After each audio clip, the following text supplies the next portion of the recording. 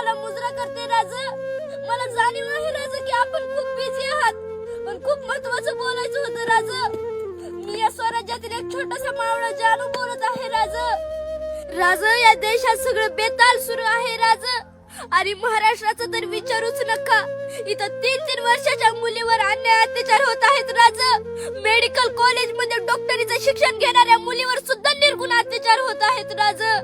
नेते मंडळी मात्र लाल दिव्याच्या गाडीमध्ये बसून नुसतं इकडून तिकडे फिरतायत राज. शेतकरी तर हवालदिल झालाय राज.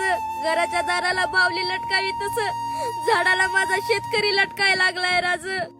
70 वर्षाचा बाप 30-35 वर्षाच्या मुलाच्या चितेला आग लावतोय राज. राजा, तुम्ही जास्त दिवस जगला नाही तो. 32 वर्षात कधी कोणापुढे झुकला नाही. सत्तेसाठी खुर्चीसाठी हार पत्कारली नाही तुम्ही राजा कधी. ना कधी लाचारी ऐकली नाही, ना कधी स्वाभिमान गमावला नाही राजा, ना कधी जनतेशी बैमान झाला नाहीत राजा. अहो, भारतरत्न कायदेमंत्री आंबेडकर साहेब, माझा आवाज येतोय का?